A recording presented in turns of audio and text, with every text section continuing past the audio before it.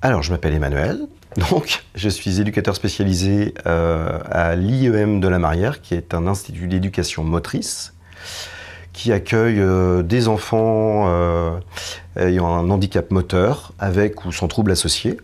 Donc on retrouve des gens avec des fauteuils, mais des gens aussi qui marchent avec difficulté ou qui ont des troubles cognitifs. Enfin voilà, le spectre un petit peu du handicap est très large. Moi spécifiquement, je travaille plus avec les plus âgés de l'établissement. Donc ils ont entre 18 et 20 ans, on va dire. Donc on prépare un petit peu la sortie de l'IEM, les perspectives un petit peu d'envie, d'avenir, qu'on travaille aussi avec les jeunes régulièrement. Moi c'est Abel, je suis dans le groupe Cube à l'IEM de la Marière et ça fait bientôt 3 ans que je fais partie du groupe Cube.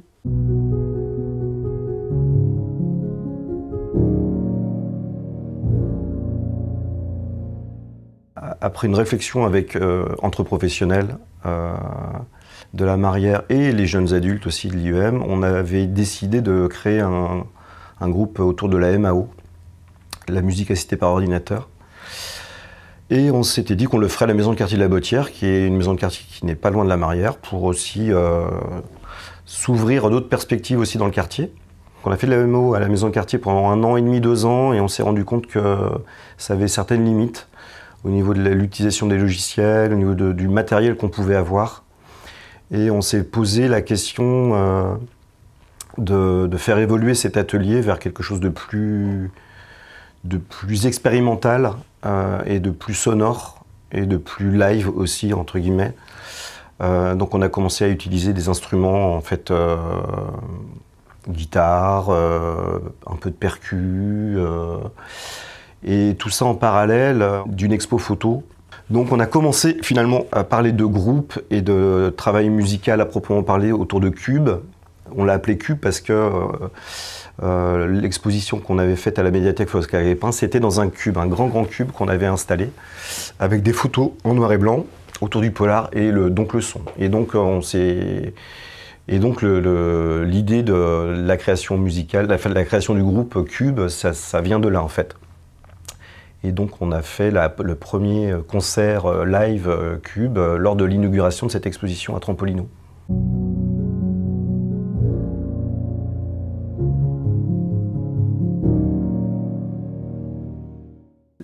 Après plusieurs concerts à Trampolino, on s'est dit avec Sophie qu'on aurait souhaité faire un travail avec d'autres musiciens, professionnels ou pas. Il s'est trouvé que dans nos connaissances, on avait des copains musiciens et qu'on leur a proposé de faire une expérience avec nous et de faire une résidence pour pouvoir faire une création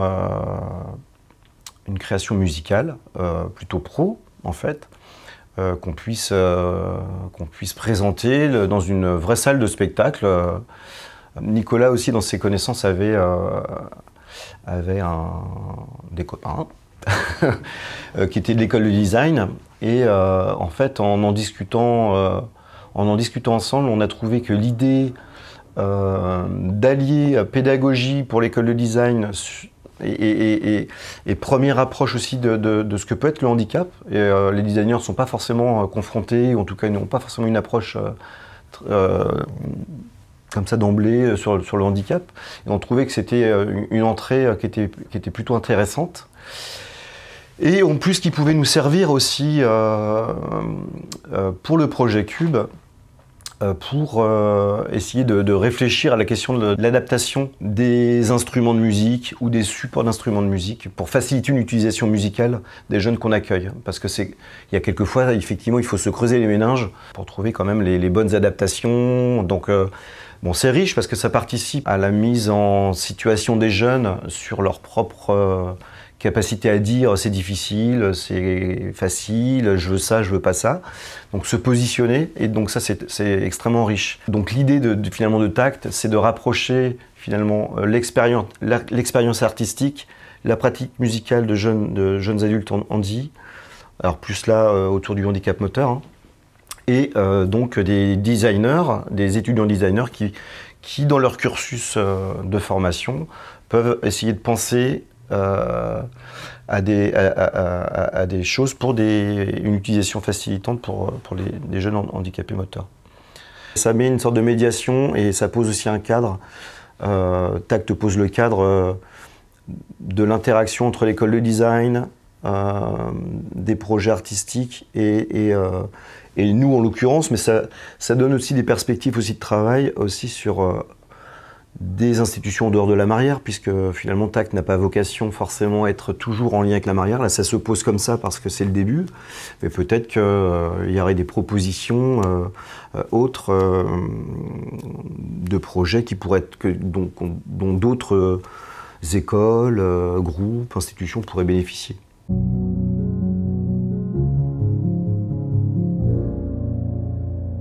Donc il y a eu différentes rencontres avec ces étudiants-là et ça a été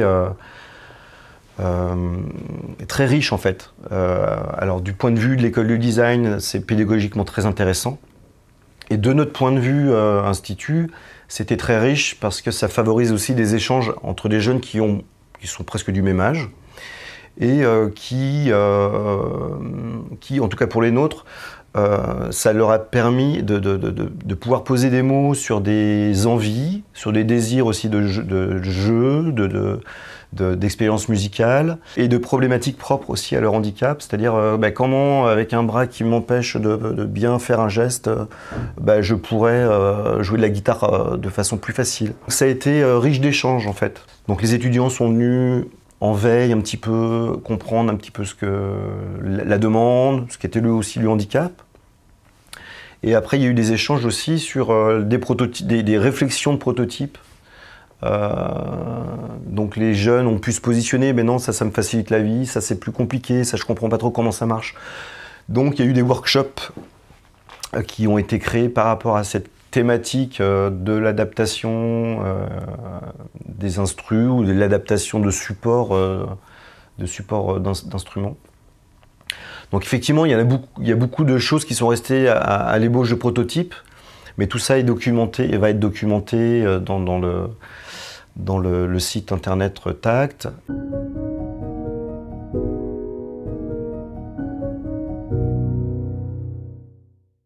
Moi, je joue du clavier et en fonction des notes que je fais, j'ai un code couleur. Jérôme, il me dit une note et en fait, la note elle correspond à une couleur. Et moi, pour jouer du clavier, je n'utilise pas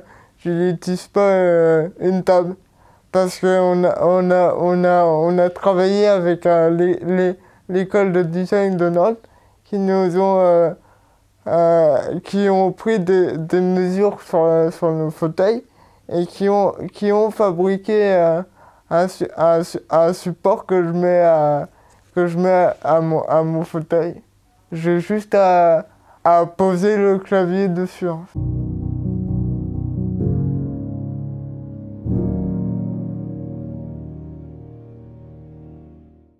Pas spécialement parce que il y a des choses dans la vie où on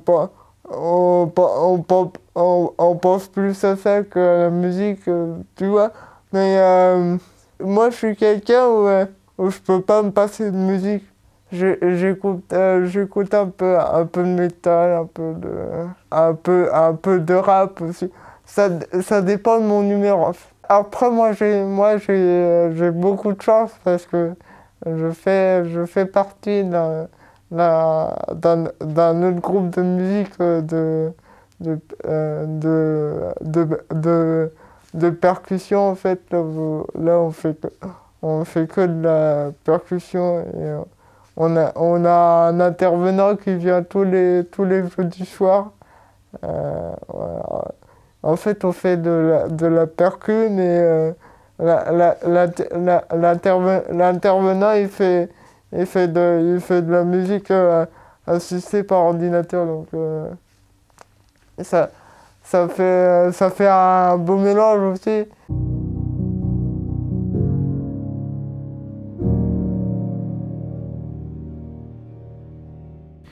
On a senti le bénéfice aussi de cet atelier musical dans l'attention que les jeunes pouvaient y porter, et puis dans la représentation aussi que ça pouvait donner, de se produire sur scène, d'être l'objet d'une attention particulière et pas forcément liée au co-handicap.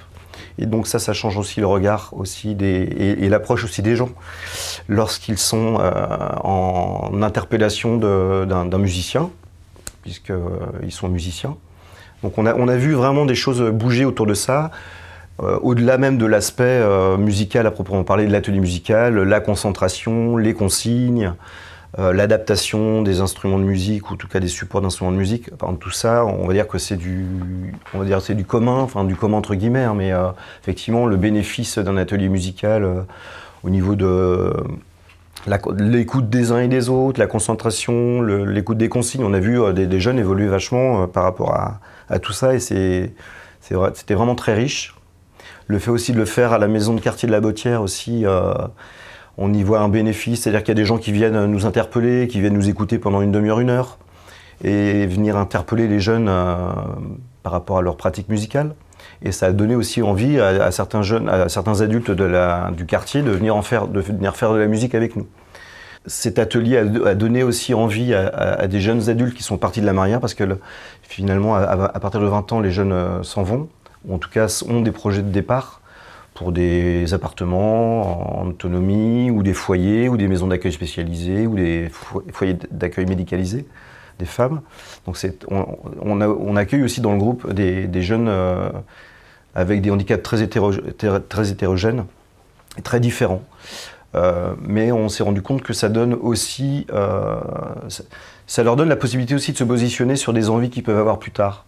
C'est-à-dire qu'il y a des jeunes là qui ont tellement eu envie de continuer de la musique et on fait la demande à des parents de créer une association qui s'appelle Andy Hermix et qui propose depuis 3-4 ans, suite à nos concerts à Trampolino et à Stéréolux, un groupe musical rock noise aussi, mais en accueil de jour, pour des jeunes qui sont partis de la Marière ou d'autres jeunes qui ne sont pas forcément issus de la Marière.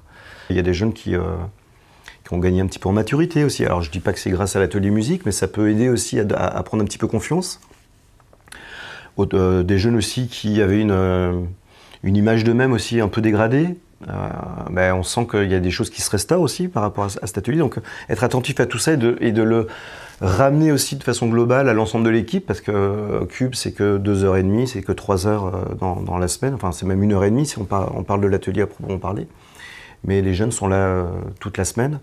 Donc c'est de faire du lien aussi avec mes collègues.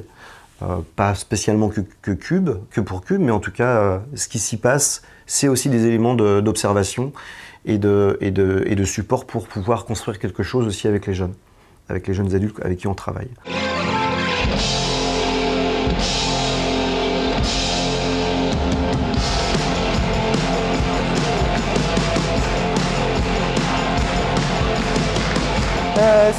Cette expérience m'a beaucoup plu, parce que en fait quand